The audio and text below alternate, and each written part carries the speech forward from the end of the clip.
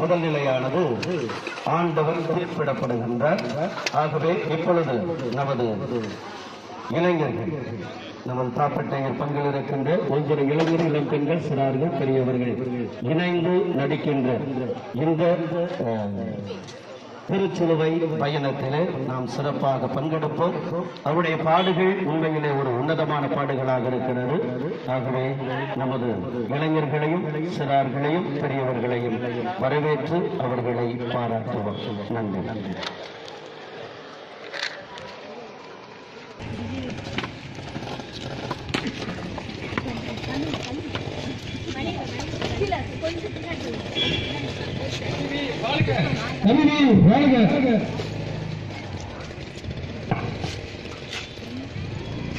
யாரை தேடுகிறீர்கள்? நான் தான்.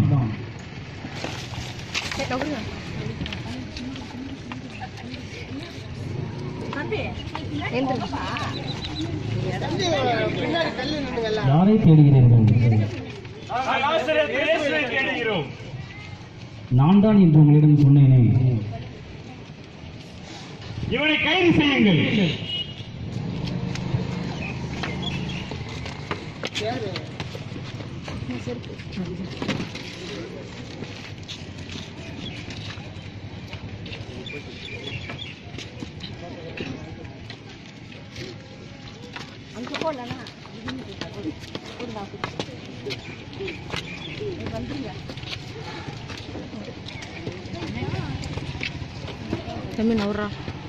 நீங்கள் இந்த ஆளுக்கு எதிராக கூறும் குற்றச்சாட்டு என்ன? இவன் குற்றம் எதுவும் செய்யாதிருந்தால் உம்மிடம் நாங்கள் ஒப்படைத்திருக்க மாட்டோம். அப்படியானால் நீங்கள் இவனை கொண்டு போய் உங்கள் சட்டப்படி தீர்ப்பு வழங்கலாமே. எங்கள் சட்டப்படி யாருக்கும் மரண தண்டனை விதிக்க இயலாது. பாருங்கள், போவோம்.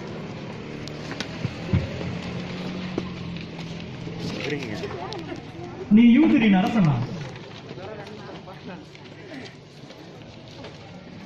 நீ யூதரின் அரசனா? சொல்கிறீரா? மாறாக மற்றவர்கள் உன்னிடம் சொல்வதை வைத்து சொல்கிறீரா? நான் ஒரு யூதனா என்ன? உன் இனத்தவரும் உன் தலைமை குருக்களும் தானே உன்னை இடம் ஒப்படைத்தார்கள். நீ என்ன செய்தாய்? எனது ஆட்சி உலக ஆட்சி போன்றதல்ல. அது உலக ஆட்சி போன்றதா இருந்திருந்தால் நான் யூதர்களிடம் காட்டு குடிக்காதவாறு என் காவலர்களே போராடி இருப்பார்கள். ஆகவே எனது ஆட்சி உலக ஆட்சி போன்றதல்ல. அப்படியானால் நீ ஒரு அரசன் தானே? அரசன் என்று நீ சொல்கிறீர். உண்மையை எடுத்து வைப்பதே என் பணி. இதற்காகவே நான் பிறந்தேன். இதற்காகவே நான் உலகிற்கு வந்தேன். உண்மையை சார்ந்தவர் அனைவரும் என் குலருக்கு தெரிவித்தார்கின்றனர். உண்மையா? அது என்ன?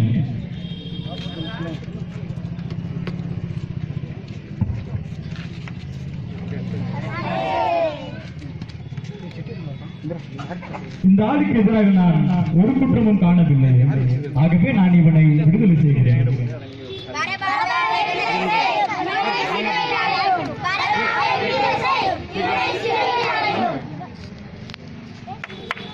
யாரெங்கு? வரப்பாவை அழைத்து வாருங்கள்.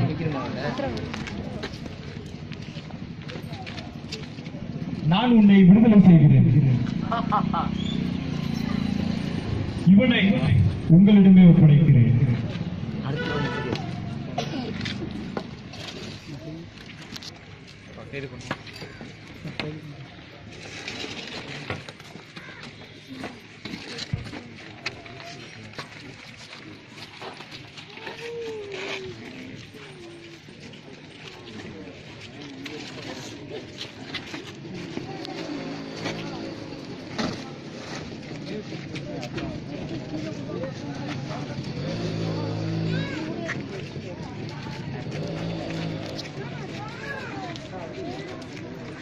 இவனுக்கு சாக்கடை கொடுங்கள். பிறகு அவனை சிலுவை கொடுத்து அவனை சிலுவையில் அறைய.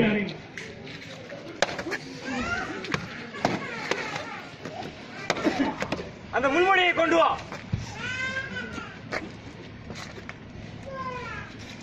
மாட்டு அவனுக்கு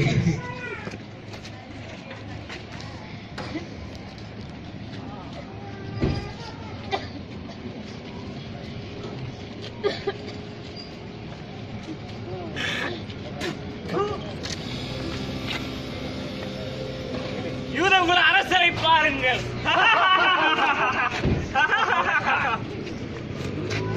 ஒளிய ஒளிய ஒளிய.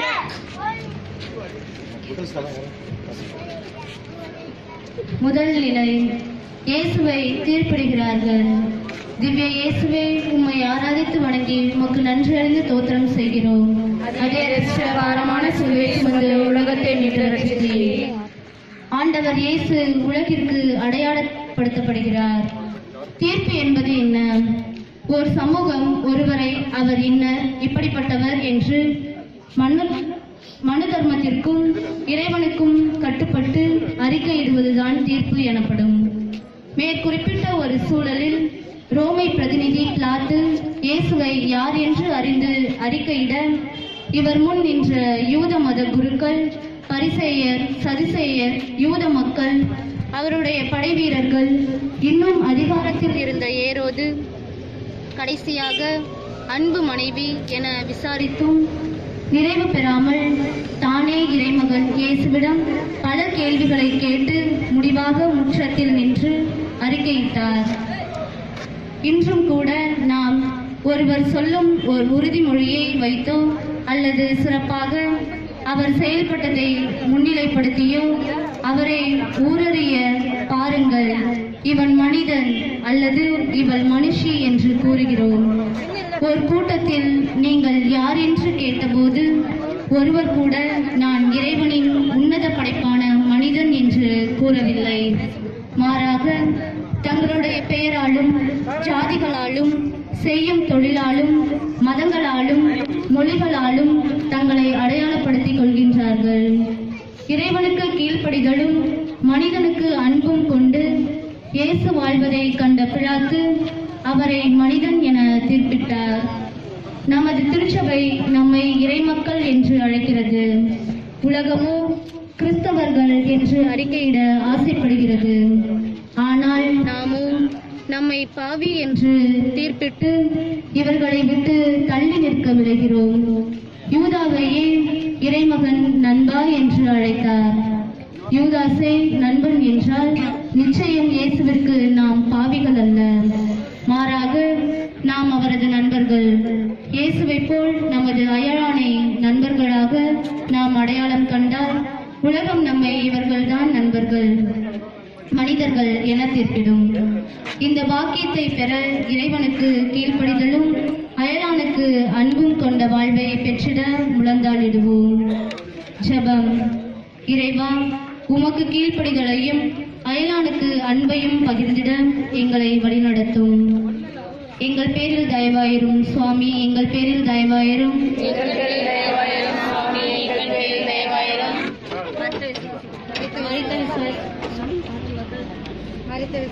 ஆத்மாக்கள் சரீரத்திலே இரக்கத்தினால் சமாதானத்தில் இல்லை பாரக்கடவுளே.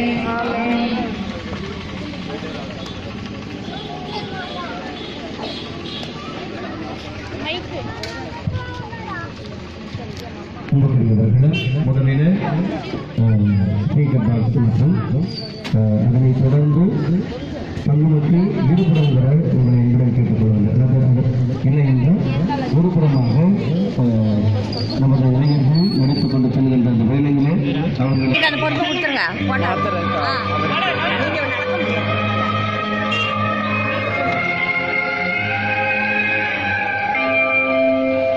ஊர்வலம் போகுது,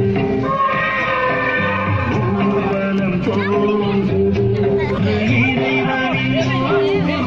போகுது, மனிதனின் ஊர்வலம், இறைவனின் ஊர்வலம், இன்று மனிதனின் ஊர்வலம், அதில் மாண்புகள் மருந்திடும் புது வாழ்வுகள் சேர்ந்தே.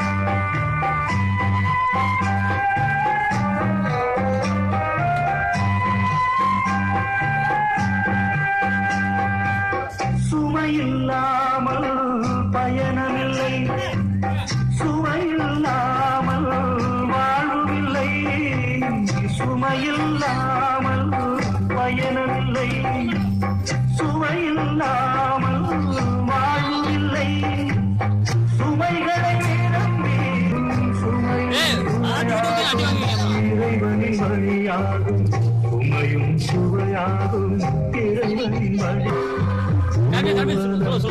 வண்டி கொஞ்சம் போவாட்டும்.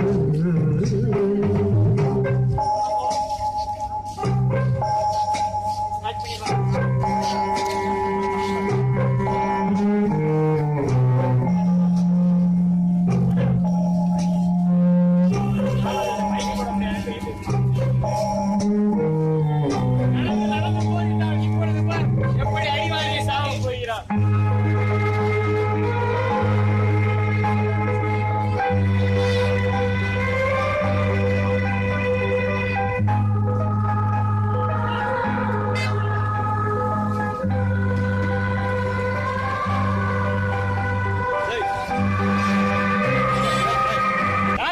அவனுக்கு சிலுவையை கொடு. அப்படியே ஸ்டில் அவுட் அப்படியே நின்றுங்க. ரெண்டாவது சலாம். Right right. மூணாவது சலம் இருமா. மூணாவது அங்கே போகணும். அங்கே போங்க முன்னால.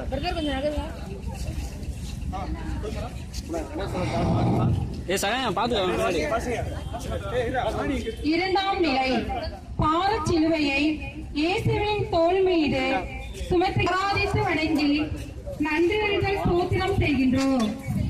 இனிப்பான பயணத்திற்கு எளிமையான சுமை அவசியம். கழுதைக்கு வந்த வாழ்வை பாருங்கள் என்றும் பூவுடன் சேர்ந்த நாளும் மனம் பெறும் என்றும் தமிழில் முதுமொழிகள் உண்டு. ஆம், இன்று விவிலியத்தில் சுமை சுமக்கும் கழுதைக்கு வந்த வாழ்வை படியுங்கள். இந்நிகழ்ச்சிகளில் 7 நாட்களுக்கு முன் எருசலேம் நகர வீதிகளில் ஒரு கழுதை நடந்து வர விரிப்புகள் பாதையெங்கும் விரிக்கப்பட்டன. மக்கள் இருபுறமும் இறைப்பை எழுப்பி வரவேற்றனர். ஏன் தெரியுமா? பொதி சுமக்கும் கழுதின் மீது இயேசு அமர்ந்து வந்தார். ஆக இயேசுவை கழுதை சுமந்ததால் பூவுடன் இணைந்த நாரானது மனம் பெற்றது. இயேசு நம்மை நண்பர் என்றார். நண்பர்கள் இணைந்து பயணிக்கும் போது ஒருவர் மற்றொருவர் சுமைகளை பகிர்ந்து சுமந்து பயணத்தை எளிமையாக்குவது மரபு. அப்படி இயேசுவை பகிர்ந்து சுமந்தால் நாமும் மனித நேயம் என்ற எளிமையான பயணத்தை தொடரலாம். முன்பதிவு இல்லாத பயணம் மிகவும் கஷ்டமானது.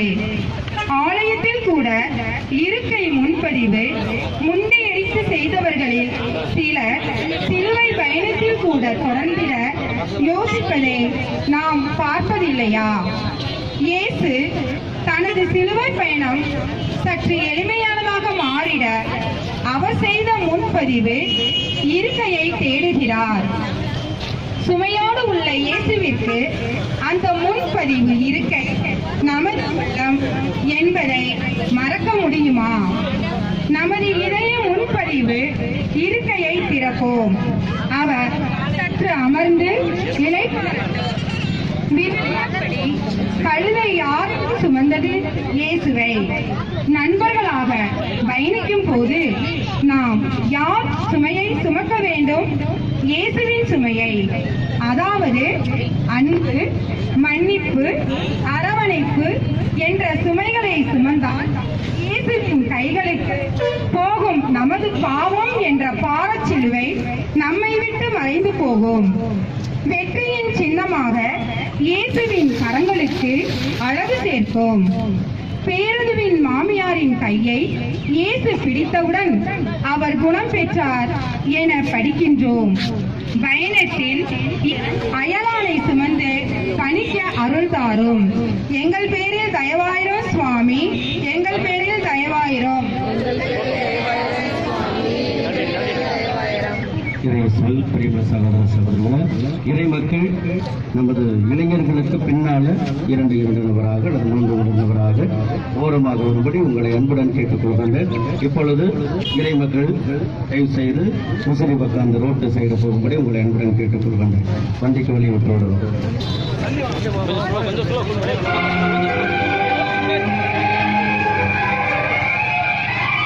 மேல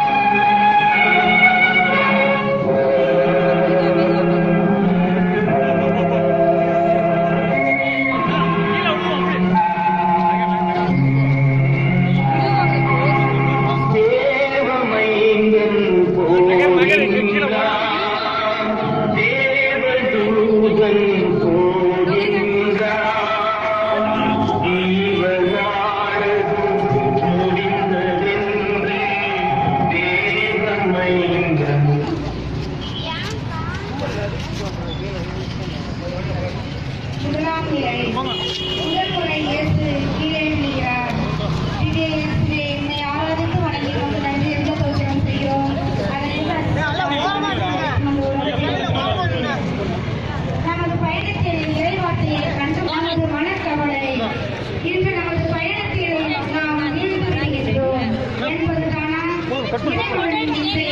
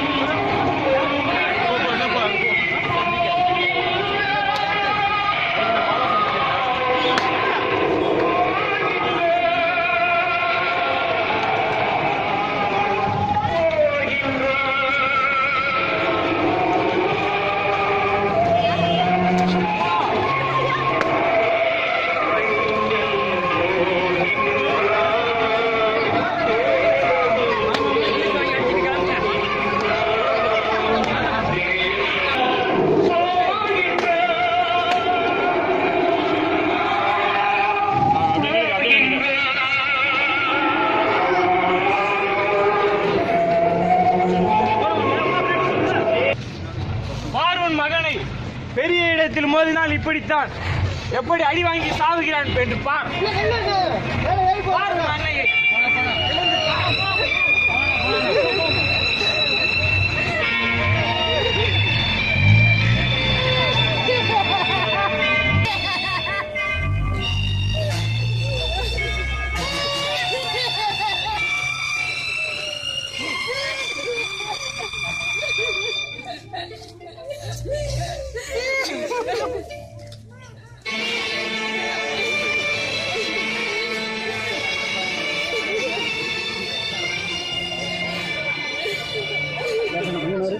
கொஞ்ச நேரம்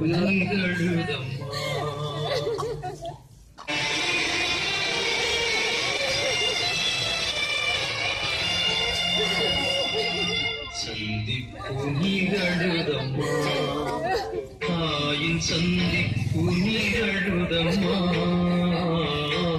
சந்திப்பு நிகழுதம்மா, தாயின் சந்திப்பு நிகழுதம்மா.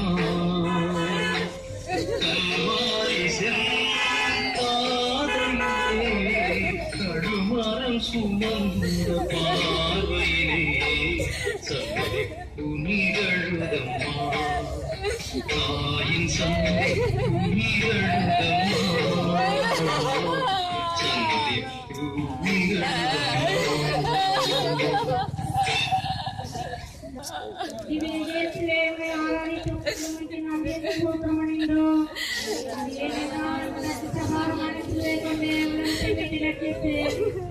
நம்பிக்கையின் மறுபக்கம் அனைவரியார் கரடு முரடான கல்வாரி பாதையில் தடுமாற்றம் கண்ட இயேசு இறை நம்பிக்கையின் மறுபக்கம்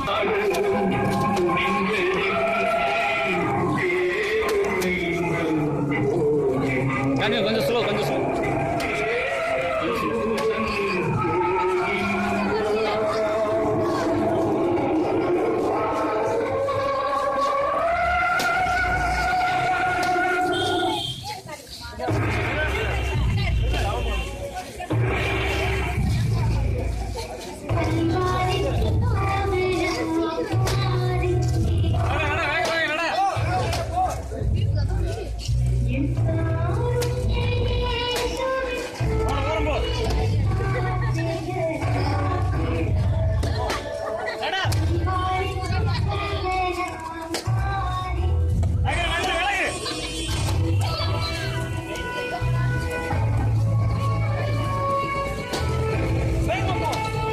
கொஞ்சம் ஸ்லோ காவி, கொஞ்சம் ஸ்லோ. ஏய் சகாயா, கொஞ்சம் தண்ணி ஸ்பீடாக வர மாதிரி.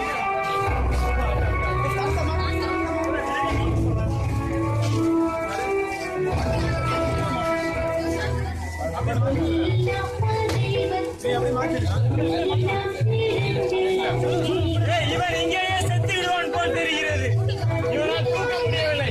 கூட்டத்தில் யாரையாவது பார்.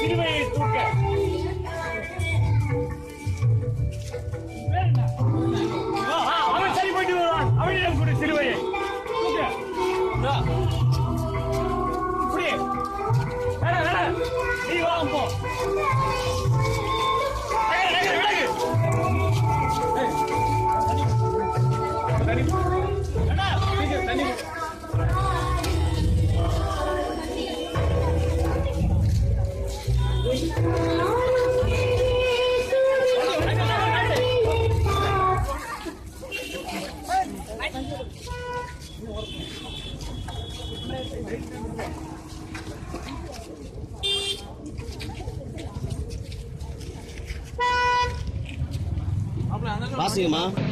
5ஆம் நிலை.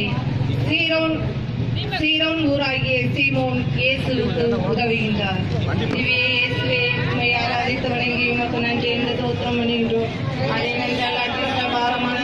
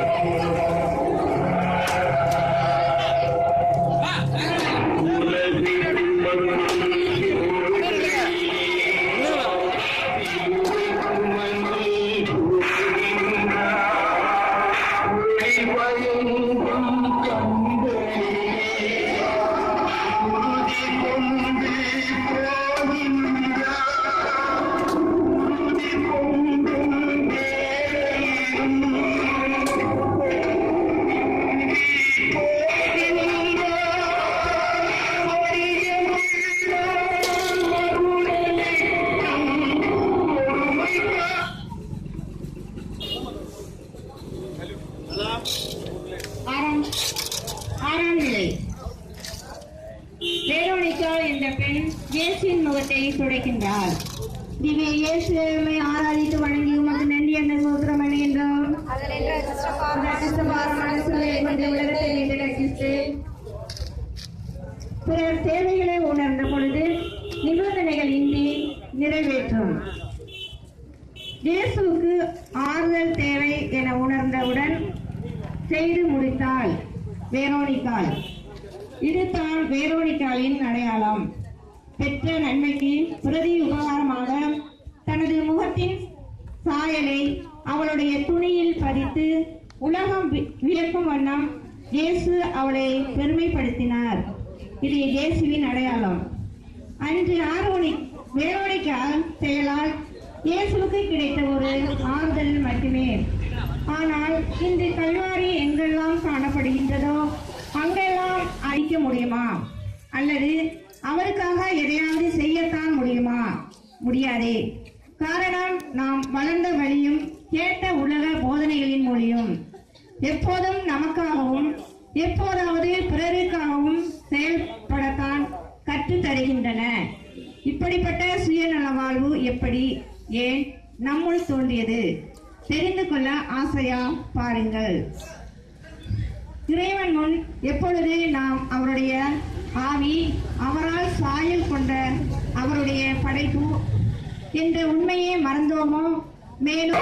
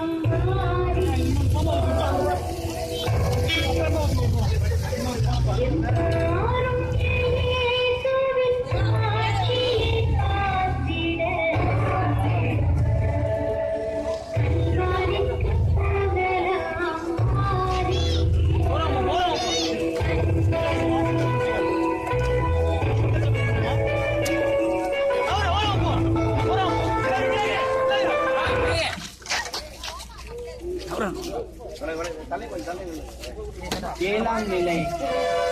இயேசு இரண்டாம் முறை மண்ணில் விழுகின்றார். திவ்ய இயேசுவே, உம்மை ஆராதித்து வணங்கி உமக்கு நன்றி என்று ஸ்தோத்திரம் பண்ணுகிறோம்.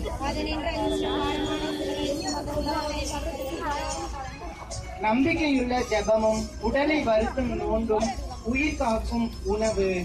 இறை வார்த்தையை கண்டும் காணாமலும் கேட்டும் கேளாமலும் போனது நம்முடைய முதல் வீழ்ச்சி.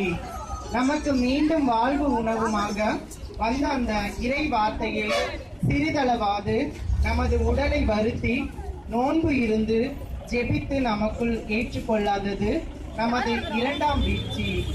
இறைமகன் கூட 40 நாட்கள் பாலைவனத்தில் மனுக்குல மீட்பை தருவதற்காக ஜெபத்துடனும் நோன்புடனும் இருந்தார் என மத்தேயா, லூக்கா 4:1 கஷ்டப்படுத்தி காட்டு அத்தி மரத்தில் ஏறி உயரத்தில் அமர்ந்தது அவருடைய நோன்பு. இயேசு தன்னை கடந்து செல்லும் போது இறை சித்தம் செயல்பட அமைதி காத்து இருந்தது அவருடைய ஜெபம். இதே போல எப்பாடுபட்டாவது கூட்ட நெரிசலில் வரும் இயேசுவை தொட பெரும்பாடுள்ள பெண் எழுந்து வந்து அக்கூட்டத்தின் மத்தியில் இடிபாடுகள் வேதனைகள் பட்டு இயேசுவை தொட்டது இப்பெண்ணின் நோன்பு.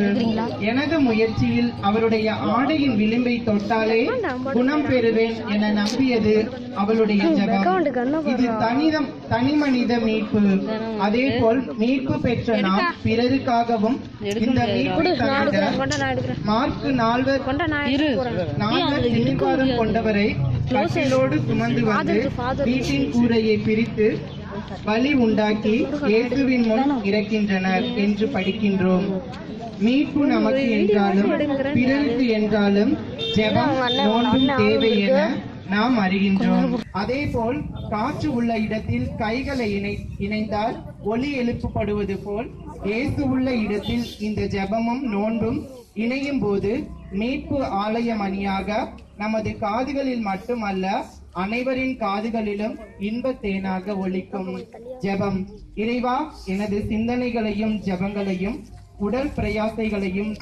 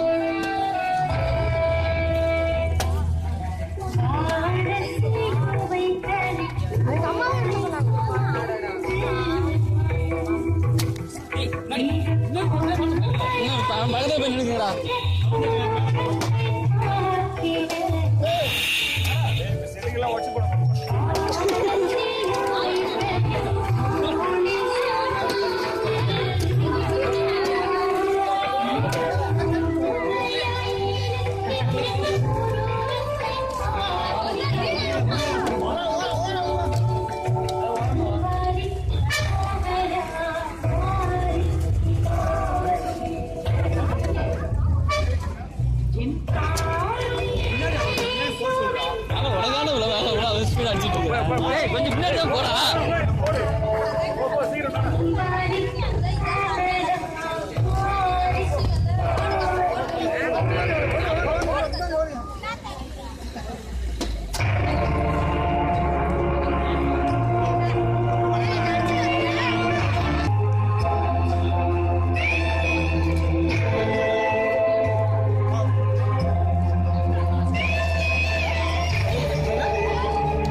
கொஞ்சம் முன்னாடி தான் போறா.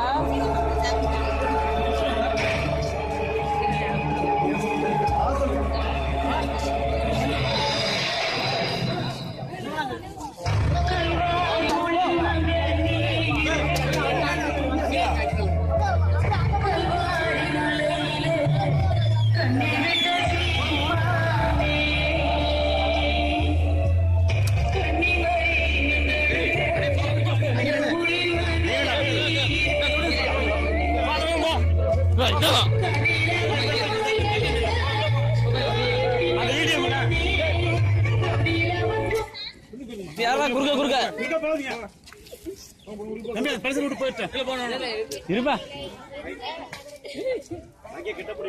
இயேசு ஆறுதல் கூறுகிறார்.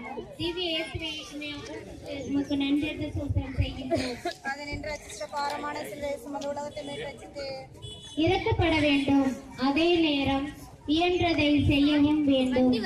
திரளான மக்கள் கூட்டமும் அவருக்காக மாரடித்து புலம்பும் பெண்களும் இயேசுவை பின்தொடர்ந்தனர். இயேசு அப்பெண்கள் பக்கம் திரும்பி, எருசலேம் மகளே, எனக்காக அழுங்கள், உங்களுக்காகவும் உங்களுடைய பிள்ளைகளுக்காகவுமே அழுங்கள் என்றார். அங்கே பாருங்கள், அவர்கள் அழுதே சாதித்து விட்டனர் என்ற வல்லமையை கூறுகின்றது. அதேபோல் அழுபவர் காதில் அழாதே என்ற சொல் ஒலிக்கும் போது அவர் பெரும் ஆறுதல் மற்றும் அமைதி அற்புதமானது. யூத பெண்களுக்கும் இயேசுவின் வார்த்தை இந்த அற்புதத்தை தந்தது. அது மட்டுமல்ல, இனி என்றும் எவரும் அழாமல் இருக்க அறிவுரையும் தரப்பட்டன. இங்கு நாம் கவனிக்க வேண்டியது, இயல்பாகவே நாம் யூத பெண்கள் போல பிற துன்பங்களை கண்டு மனம் வருந்துகின்றோம். அதே வேளையில் இயேசுவை போல் அத்துன்பங்கள் மேல் தொடராமல் இருக்க எச்சரிக்கையும் செயல் திட்டமும் தேவை என்பதையும் அறிந்து கொள்ள வேண்டும். இன்றைய நமது வாழ்க்கை முறையில் இயேசுவை போல் துன்பத்தில் அல்ல, நிறைவான சமாதான சந்தோஷ வாழ்க்கையில் அடுத்தவரை பார்த்து நின்று அவரோடு பேசி அவருடைய கருத்துக்களுக்கு மதிப்பு தருகின்றோமா என்று நேருக்கு நேர் முகம் காணாத மனித உறவுகள் அதிகம். மனித வாருங்கள், இதேதான் நடந்து நடந்து போய்தான் இப்பொழுது பாரு எப்படி அடி வாங்கிறார். ஆங்க இதுக்கெல்லாம் மொத்தமா இருக்கு. கோயில் இருக்குது.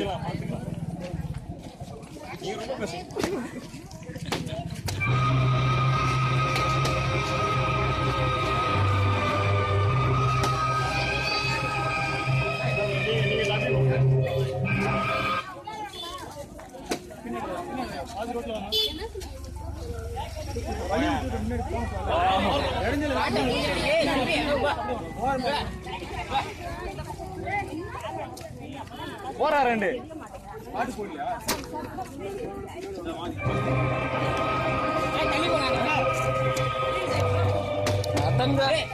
முன்னாடி தான் போடா.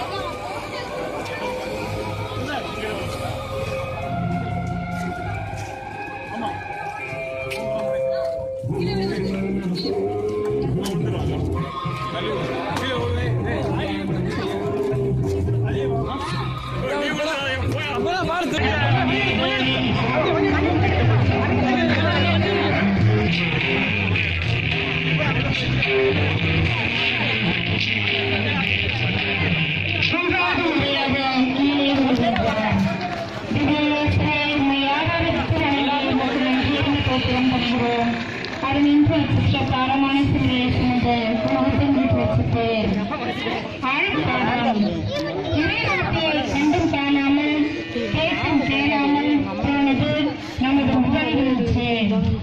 நானே உயிர், நானே வாழ்வு என்று நம்மும் வந்த இறைவார்த்தையை உடலை வளைத்து வருத்தி உள்வாங்காமல் போனது நமது இரண்டாம் வீழ்ச்சி. கடைசியாக கண்டதே காட்சி கண்டதே கோலம் என்றுதான் இன்று தாழ்ந்தோன்றித்தனமான நமது வாழ்வு நமது மூன்றாவது முழு வீழ்ச்சியாகும். இந்த முழு வீழ்ச்சியில் இருந்து எழுந்திட முழு இறை அனுபவம் ஒன்றுதான் வழி. வாருங்கள் எத்தனைக்கு நுழைவோம். இயேசுவோடு அந்த இறை அனுபவத்தை பெற்றுக்கொண்டோம். கல்வாரியை போன்ற மரண வீழ்ச்சி தன்னும் நிற்கும் போது அதை கடந்திட நமது சுத்தம் அல்ல, இறை சுத்தம் மட்டுமே பயன்பெறும் என்று நமக்கு மண்டியிட அழைப்பு தருகின்றோம். அந்த இறை சுத்தத்தை முழுமையாக பெற்றுக்கொள்ள தனது உடலை தன் ஐம்புலன்களை தந்தையை நோக்கி ஒருமுகப்படுத்தி அதுவும் தன் ரத்தமே வியர்வையாக வெளிப்படும் அளவிற்கு மனதுறுதி முதல் சுற்றுவது 3 முறை ஜெபித்து இறைவனுக்கு கீழ்ப்படிந்து இறை சித்தத்தை தனதாக்குவது எவ்வாறு என செய்து காட்டுகின்றார். அதே நேரம் திருவிருந்தில் 3ஆம் மயக்கத்தில் இளைஞர் சீடர்களை பார்த்து நம்மை பார்த்து உங்கள் ஆதிதான் ஆனால் உடனே வலுவற்றது விழித்திருந்து என்றார். பேதுரு மூதாவது திருவிருந்து கெத்சமேனி அரண்மனை முற்றம் என தொடர்ந்து இயேசுவோடு இணைந்து இருந்ததால் பேதுருவே இன்று நீ என்னை 3 முறை மறுதளிப்பாய் என்ற இயேசுவின் வார்த்தைகள் அவரை நிறைவேறிய போது வார்த்தையின் பார்வை அவரை மனம் வெதும்பி அழச் செய்தது. முடிவு இரத்த சாட்சியாக மரணிக்கும் நிலைக்கு மன எழுச்சியும் தைரியமும் பெற்றார்.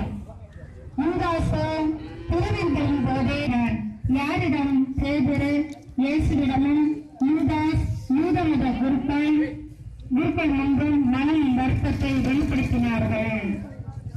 இந்த இயேசு யூதமத பெரியோர் என்ற ஆள்மாறாட்டம் பேதுருவிற்கு வேத சாட்சி என்ற மகிமையையும்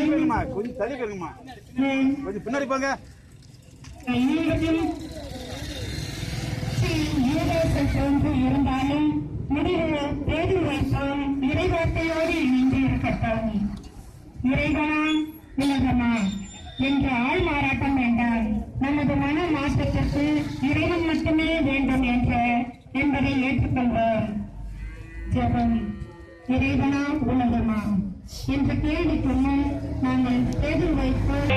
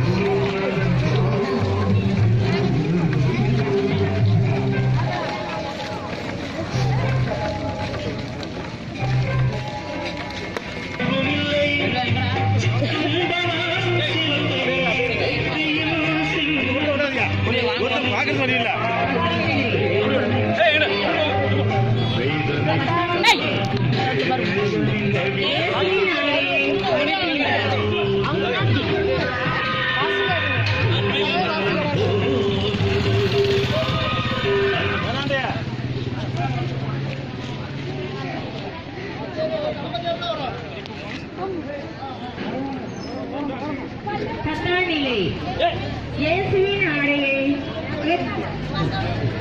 திவ்ய இயேசுவை உண்மை ஆராதித்து வணங்கி உமைக்கு நன்றி என்ற சூத்திரம் அடைகின்றோம். வெளிப்படையான செயலும் தேவை. மனம் உகந்த காணிக்கையாக இயேசுவை தயார்படுத்த அவரது ஆடையை ரோமை படை வீரர்கள் அகற்றுகின்றனர். ஆண்டவரோ அமைதி காக்கின்றார். 2ஆம் ஆதாம் இயேசு பாவம் அற்றவர். எனவே ஆடைகள் இறைவன் முன் தேவையில்லை. கீழ்ப்படிந்து இருந்தவரே இலைகள் உடலை மறைக்க தேவைப்படவில்லை. இறைவனுக்கு உகந்ததாக இருக்க வெறுமையும் வெளிப்படை தன்மையும் மிக மிக அவசியம் என்பதை நாம் அறிந்து கொள்வோமாக. எனவே கீழ்ப்படியாத ஆதாமை போல் நம்மை மறைத்துக் கொண்டிருக்கும் இலைகளை பாவங்களை நாம் அகற்ற முன்வருவோம். முதலில் இறைவனுக்கு எதிரான அடக்கிலத்திற்கு எதிரான புறக்கணிப்பு, பொதுநலத்திற்கு எதிரான சுயநலம், தேவைக்கு அதிகமான பொருளாசை என நாம் நமக்கு உள்ளும் வெளியும் அணிந்திருக்கும் உள்ளாடை, வெளியாடை, மேலாடை, தலைப்பாகை மற்றும்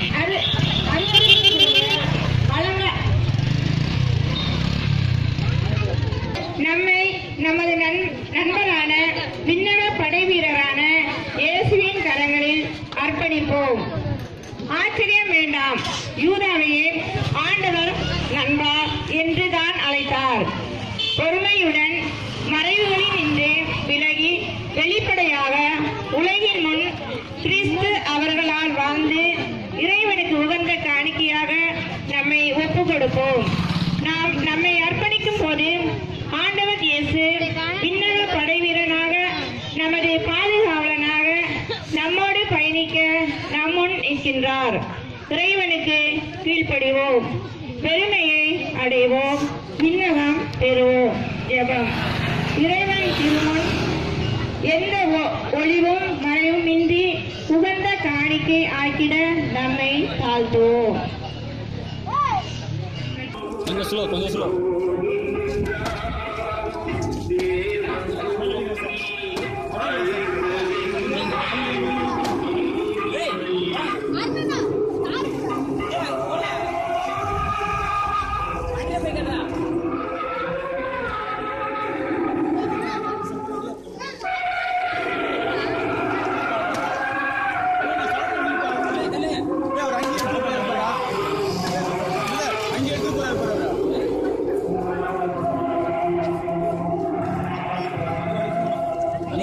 முன்னாடி வரணும், முன்னாடி பண்ண எடுக்க முடியாது, ஸ்பீடா வந்துட்டு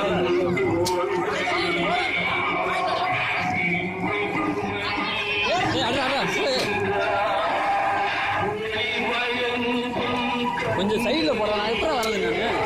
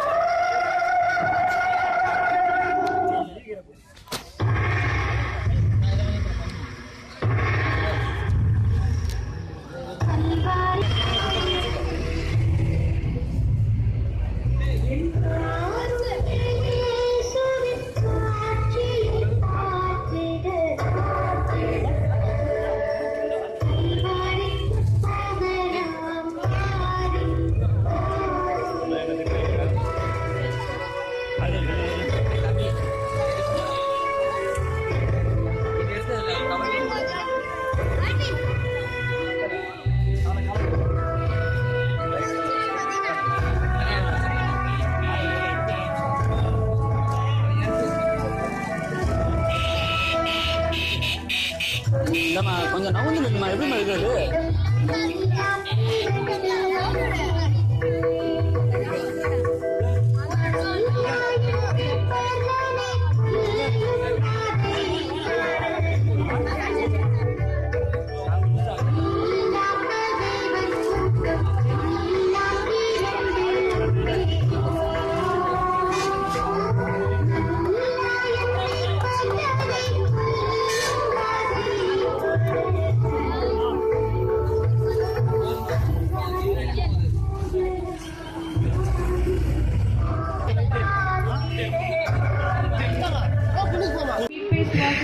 ஒவ்வொருவரும் மறக்க இயலாத ஒரு கசப்பான நிகழ்வு இந்த சிலுவை இணைப்பு.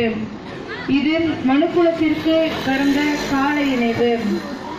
இன்று இந்த நிகழ்காலத்தில் பழக்க தோஷத்தால் நாம் மீண்டும் நமது இயேசுவை சிலுவையில் அறைய வேண்டுமா என்று கேட்டால் ஆம், அறைய வேண்டும் என்பதுதான் இன்றும் அதே மனிதர்களின் பதில். ஏனெனில் அன்று போல் இயேசுவின் அன்பும் மன்னிப்பும் அரவணைப்பும் இன்றும் இன்னும் அதிகமாய் தேவைப்படுகின்றது. அன்று அறுவடை அதிகம், ஆனால் வேலை ஆளாக இயேசு ஒருவர் மட்டுமே இருந்தார். அன்று இயேசுவாக கிறிஸ்தவர்களாக ஆயிரம் பேராக நாம் சிலுவை முன் நிற்கின்றோம் என்பதல்லவா உண்மை. தைரியமாக முன் செல்வோம். நம்மை வழிநடத்தும் பரமபிதாவின் படைவீரனான இறைமகன் இயேசுவின் கரங்களில் உள்ள அன்பு, மன்னிப்பு, அரவணைப்பு என்ற திருத்துவ மகிமையின் 3 ஆணிகளை கொண்டு எத்தகைய கடினமான விகாரமான மனங்களோடு வாழும் சிலுவைகளோடும் நம்மை இணைத்திட, அத்தகைய சிலுவைகளை அரவணைத்திட ஜெபம், நோன்பு என்ற 2 கரங்களை அதிகமாக விரித்திடுவோம். இப்படி விருப்பத்தோடு நாம் செய்கின்ற நமது விசுவாசத்தின் இணைந்த செயலின் பலனாக எதிர்காலத்தில் இறைமகனின் விசுவாசம் கொண்டு உயிர் பெறுவதற்கு நாம் சாட்சிகளாகும். அப்போது அவர்கள் ஆண்டவர் பெயரால் புதுமொழிகள் பேசுவதையும், பேய்கள் ஓட்டுவதையும், நஞ்சையே உண்டாலும் நலம் பெற்று வாழ்வதையும், நோய்களை போக்குவதையும் பரமபிதா கண்டு அடைவார். ஜெபம். இறைவா, நேற்று, இன்று, நாளை என காலங்கள் இயங்கினாலும் இன்றைய பொழுது மட்டுமே நானே நிஜம் என என்னை அழைக்கும் போதும் உமது கரங்களில் உள்ள அன்பு, மன்னிப்பு, அரவணைப்பு என்ற 3 ஆணிகளில் எமது கரங்களை இணைத்து செயல்பட அருள் தாரும். எங்கள் பேரில் தயவாயிரம் சுவாமி, எங்கள் பேரில் தயவாயிரம்.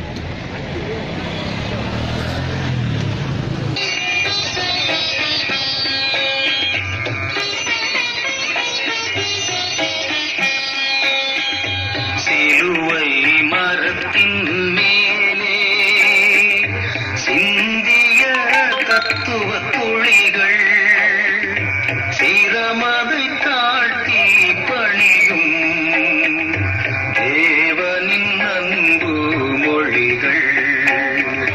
சிலுவை மரத்தின் மேலே சிந்திய தத்துவ துளிகள் தேவனின் அன்பு மொழிகள். சிலுவை மரத்தின் மேலே மன்னியும், ஏனெனில் தாங்கள் செய்கிறது இன்னதென்று அவர்களுக்கு. சிரமதை தாழ்த்தி பணியும் தேவனின் அன்பு மொழிகள்.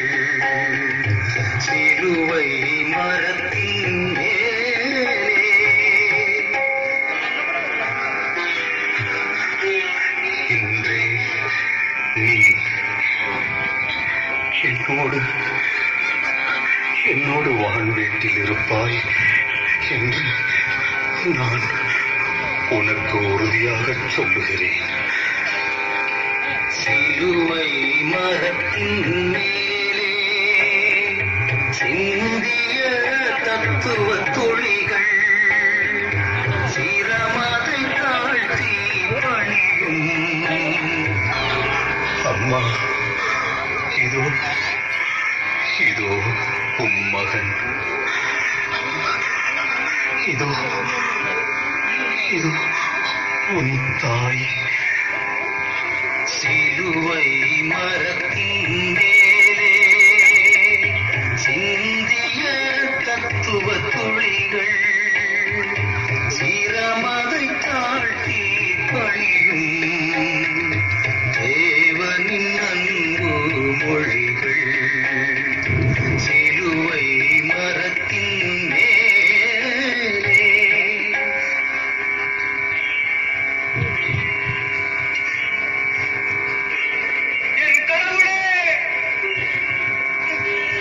என் கடவுளே, ஏன் என்னை கைவிட்டீர்? சிலுவை மரத்தின் மேலே தேவனின் அன்பு மொழிகள். சிலுவை மரத்தின் மேலே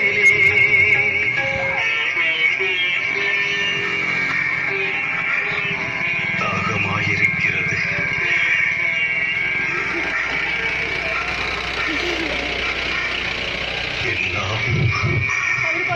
எல்லாம் நிறைவேறிற்று.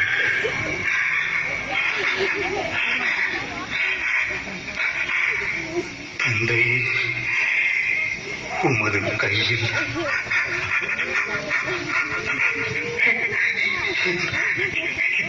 என் ஆவியை ஒப்படைக்கிறேன். சிலுவை மரத்தின் மேலே சிந்திய தத்துவ துளிகள் சிரமதை தாழ்த்தி பணியும் தேவனின் அன்பு மொழிகள்.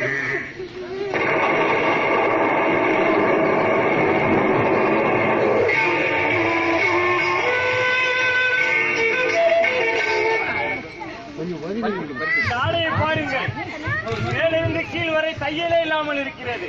இந்த ஆடை எனக்கு மிகவும் நன்றாக இருக்கிறது பாருங்கள்.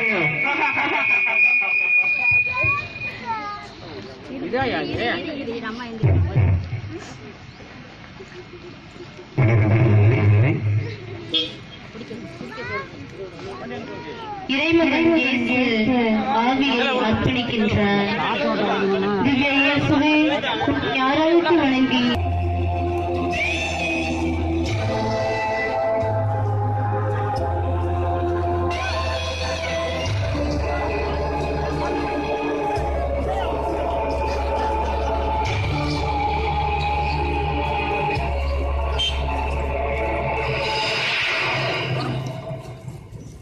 கல்வாரி மலையிலே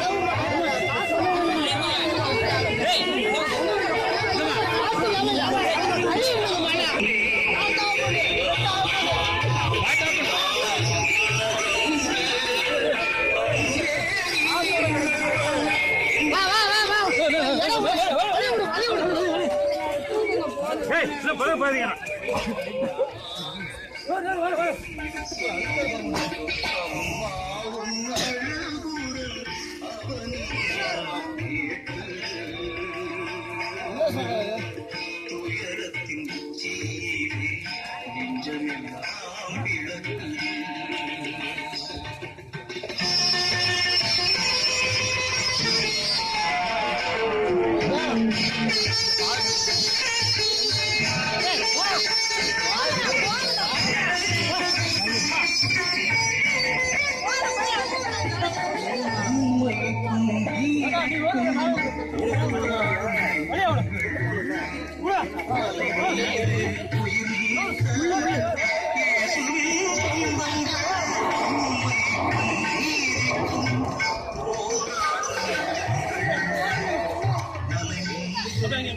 நெஞ்சமெல்லாம்